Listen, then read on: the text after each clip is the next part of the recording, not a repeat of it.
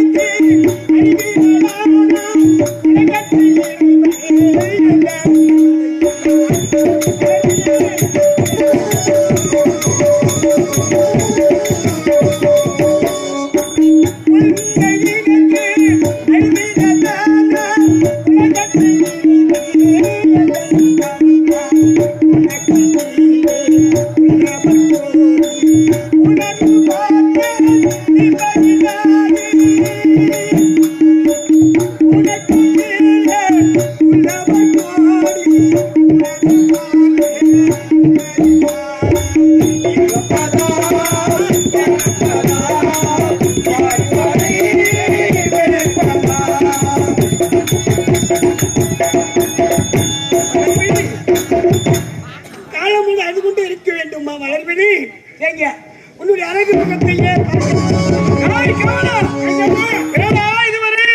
இருக்கிறோம். யாரும் தெரியல. இதே தம்பி ரத்தம் எப்படி தோல்ந்து போய் பாத்தியா? இதே அந்த வாய்மை இந்த இடத்துல சுத்திக்கிறேன் விடாது. இவனேதான்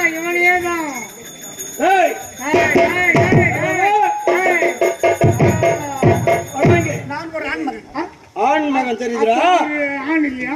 எல்லா உருப்படிங்க உனக்கு உருப்படி அதுக்கு என்ன உருப்படியா? என்ன ஆண்மகன்? நான் கேட்ட மகன் யாருன்னு கேட்ட ஆண்மகன். ஆண்மகன் என்று தெரிகிறது.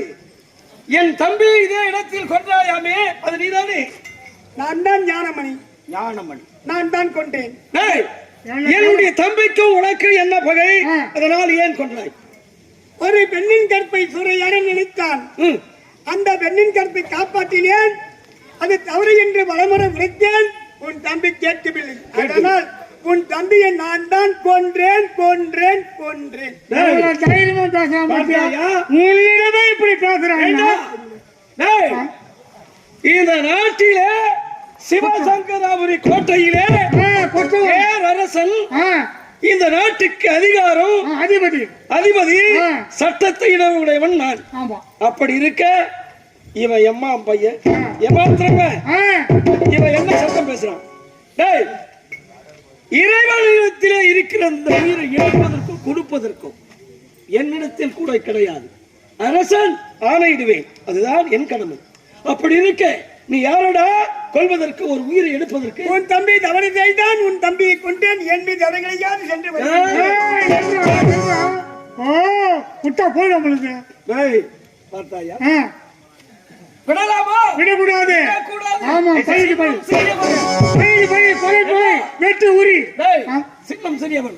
இவனோடு நான் போர் புரிந்தால் என்னுடைய என்ன ஆவது?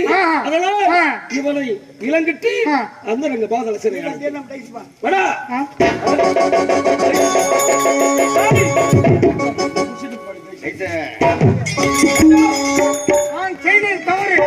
நான் செய்தது தவறு என்று அறியாமல் நான் தான் கொன்றேன் விட்டாலும் உன்னை விட்டாலும் ஓடி வரேன்.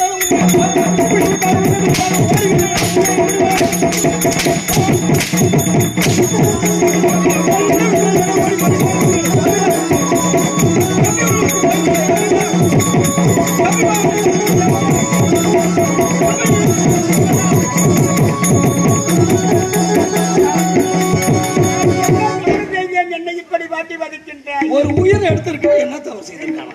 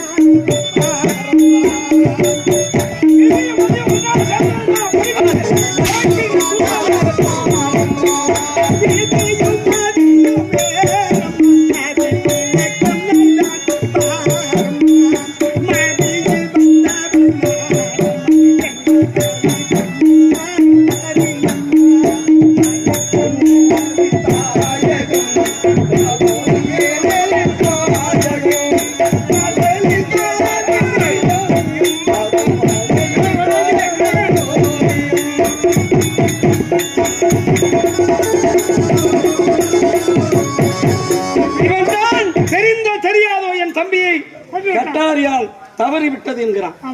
இவன் அடிச்சுட்டா உயிரும் போயிடும். அதனால் இந்த அரசனை பார்த்து என் மக்கள் அவதூறாக பேசக்கூடாது. நான் விளங்கிட்டு அந்த பாவ சிறையை அடிக்கிறேன்.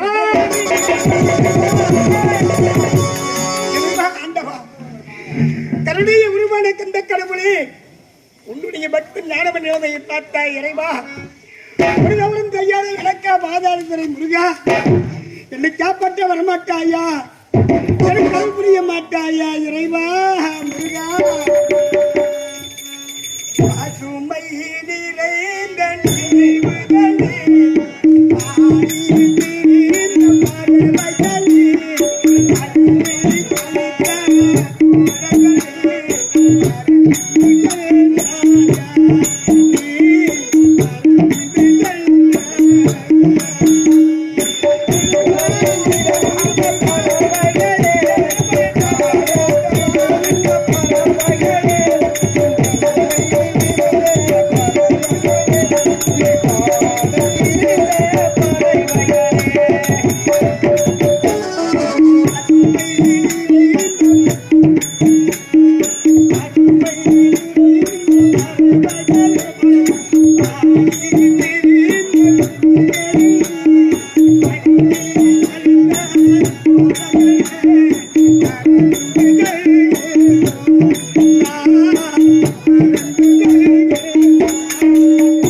ஆ